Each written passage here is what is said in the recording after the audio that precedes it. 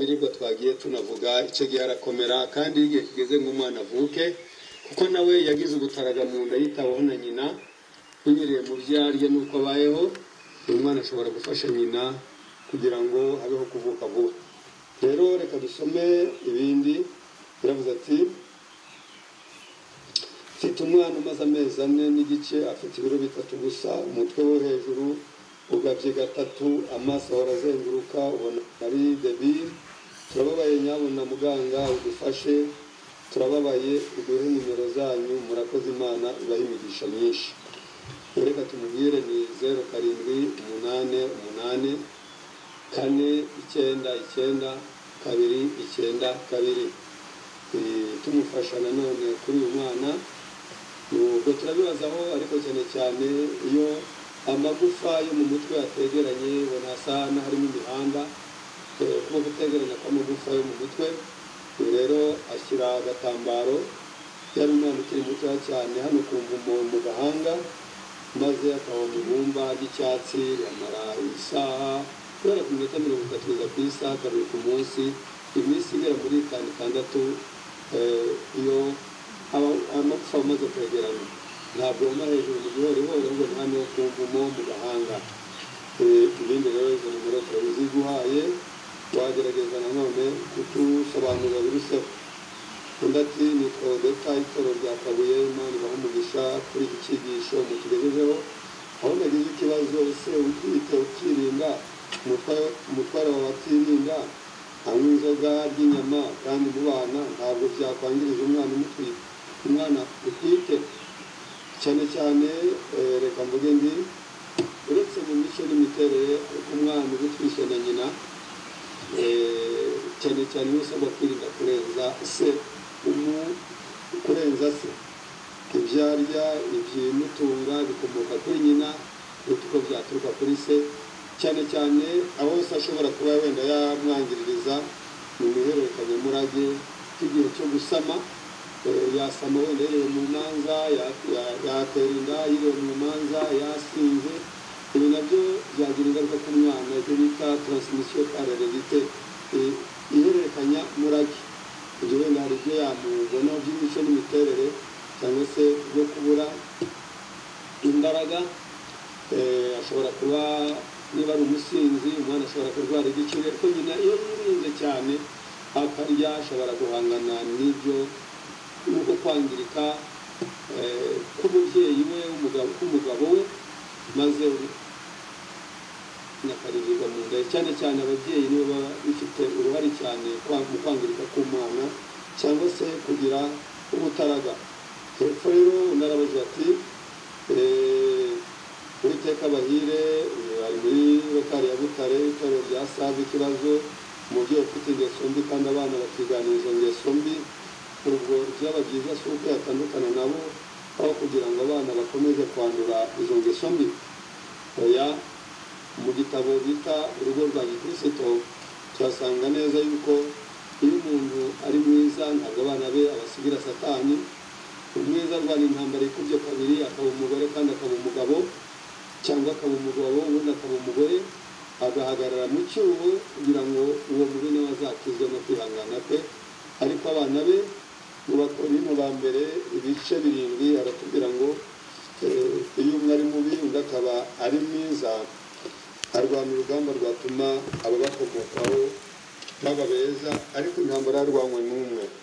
Ni Abakorinto ba mbere ni ibice 7. Uyu murongo reka tuwusome maze muzirikane. Ni umurongo wa 14 aranditse ngo kuko umugabo utizera yezwa kubw'umugore we, kandi umugore utizera yezwa kubwa mene data uwo. Iyo bitamera bityo abana banyu baba bahumanye, ariko none dore nabera. Icyakora wa wundi utizera niba ashaka gutana atane, mene data w'umugabo cyangwa umugore ntaba agihambiriwe. Iyo bimeze bityo kuko Imana yaduhamagariye amahoro. Kandi amagambo atwereka neza burya ko uwizera ntatana, hatanu utizera.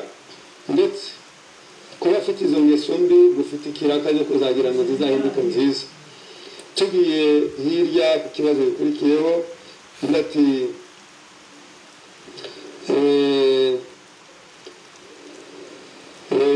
yavuze ati mukomere wadufasha mbese uramutse ukora mu barwayi ugasanga babateguriye ifunguro ririmo inyama z'ingurube wabigenza gute kandi ari wowe ukeneye kubagaburira ubu n'abatese inyama z'ingurube ijambo ry'Imana yatubwira ngo inyama zazo ntimukazirye n'intumbi zazo ntimukazikoreho mu gitabo cy'Abalewi 13 rero ibishobora kubagwa nabi kandi ushinzwe kubagusha neza yereke ububi bwazo maze niba ushaka kubabaho barinde icyabangiriza nuko ushobora kubyifatamo ndati twa Joseph kwitoro ryo kumuremera ngizagize ikibazo icyo kiraza gusubizwa na mwene data cy'amategeko yaravuze ati hari umuntu wabaye washira imyaka 5 nyuma ntiyongera gusama ese twamufashisha iki mudufashe murakoze mbese uwo mutima wavuze ku muntu wagize ingeso mbi yo kwikinisha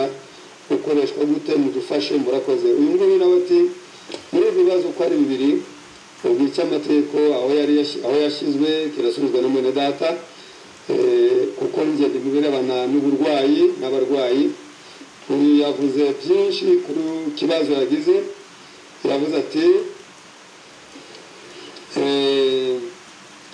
umuntu wabyeho hashira imyaka 5 ntiyongere gusama ubu bisabwa kureba gusanga abaganga bakareba niba imiyoborantanga yaba yarazibye niba se yaragize ibibyimba ku mirerantanga niba se yararwaye ibibyimba muri nyababyeyi niba ari ibindi bibazo yagize bisuzumwa n'abaganga bakamenya impamvu yabiteye nawe wenda ashobora kugira ibibazo yabazwa ku ruhande reka dukomeze nguyu ati umutima wavuze uyu twavuze imwe mu miti abantu bashobora kwifashisha barwaye nangwa se batwite twavuze ibirebana na zinc ikenerwa ku mugore utwite cyane ndetse n'ubwo yaba adatwite ariko cyane cyane impamvu twavuze ko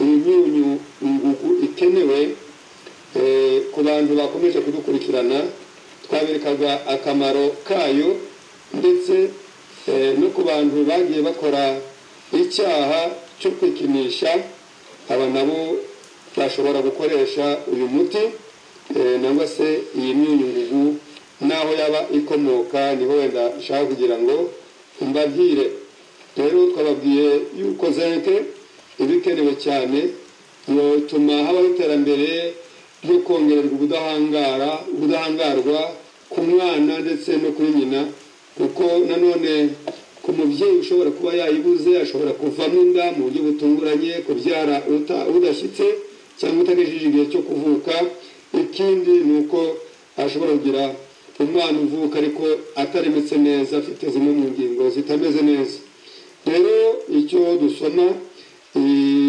zinc ishobora gukomoka mu mbuto za soya zikaranze ishobora gukomoka mu ngano zimeze muri sezame mu bihaza inzuzi z'ibihaza noix de cajou ndetse n'ibishyimbo bitetse ibi rero biramufasha cyane iyo abikoresheje bishobora kumufasha bikaba byamwongerera zinc tubabwire neza yuko uyu muntu ufite ikibazo cyo agize ikibazo cyo kwikinisha mbere yuko ageza ku myaka 15 cyangwa muri iyo myaka ashobora guhura n'ingaruka z'intege nke mu mibonano cyangwa se kutagira ubushobozi bw'imibonano cyangwa kutanabishobora ubwabyo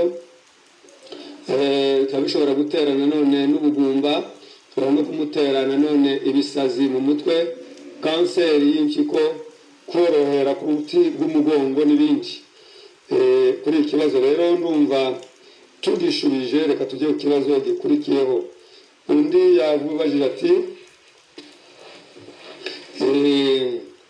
yavuze ati umwigisha arakoze aya magambo noneho ni mu tubwire igitabo mwari muri gusomamo ayo magambo ni igitabo bita différents mais inséparables nubwo abantu batandukanye ariko ntibajya badahuje ariko ntibajya batandukana. Muri iki gitabo ni uko mu dusobanuro ku bijyanye no kurarikira, none se ni gute umukristo ashobora kurarikira ibitemewe? Urugero, umugore akavuga ko ararikira inyama cyangwa inzoga kandi mu buzima bwe atarigeze kubigira. Aho ntibihitanye isano n'ihererekanyamurage. None umugore ararikiye ibintu atashobora kubona atabibonye yabiki? Ibi nibyo twavuze mu gitabo cyitwa Inama ku mirire. Hatwereka neza yuko irari ryose risabwa kugenzurwa kugira ngo ibyo ararikiye barebe niba byagira akamaro, kandi bitamugirira akamaro bikarekwa. Numva naba mpagarira ahangaha mugenzi wanjye nawe agasubiza ibindi. Uyu yavuze ati ndi Musanze, yaravuze ati urugero umugore akavuga ko ibi twakivuyeho. Yavuze ati nitwa Goreti ndi Musasu Huye, ese uhindutse uwo mubana ntahinduka ukagerageza ikanga pe mwatandukana cyangwa wakwemera ukicwa n'umubabaro? Oya, usabwa kwihangana ngo twabisomye. Utandukana ni utizera, ariko uwizera Imana twasomye ko udakwiriye gushaka guhindura mugenzi wawe, ahubwo ko ukwiriye guhinduka wowe ubwawe nawe akakureberaho, cyangwa se akazahinduka igihe Imana izabigenera. Ariko uruhare rwawe rwo gukiranuka no kwihangana warugaragaje. Naho mugenzi wacu ndabona dufite ibibazo bitari byinshi hano.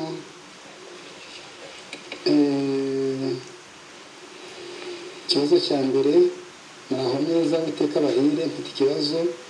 None ko Samweli yagiye gushikisha ubwo azabarwa, mwisengere kuko nakomanzwe amahoro y'Imana abane namwe. Ubundi reka tugufashe, Imana ishimwe ko wakomanzwe, ariko muri Bibiliya ntabwo twasomye ko ari Samweli washikishije, ahubwo ni Sawuli. Ni Samweli ya mbere 28:7. Sawuli niwe washikishije, ntabwo ari Samweli. Rero Samweli we yarabizize kuko byamukoze hashirwa apfuye azize kujya gushikisha, ariko ntabwo ari Samweli washikishije. Ikibazo cya kabiri, mwiriwe isabato nziza, nitwa Mwizerwa, abigisha bakoze cyane. Ndashaka kubabaza, uyu mwigisha wa gatatu yaduhuriza te ibihe turimo bya korona n'inkingo nk'ikimenyetso cy'inyamaswa, kuko mbona zishobora kuzuza uyu murongo usohoye ko nta muntu ugiye gushaka gutunda, mbese ubwo ntaho bihurira? Murakoze. Reka tubabwire ngo iyi ni imyumvire idahuye n'ijambo ry'Imana.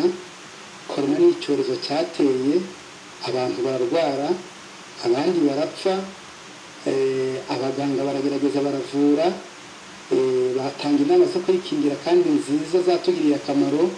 Rero urukingo rwa korona ni inkingo nk'uko n'izindi nkingo zibaho bitewe n'ibyorezo. Ibirenze ibyo ni uguhimbahimba, ntabwo biri mu ijambo ry'Imana.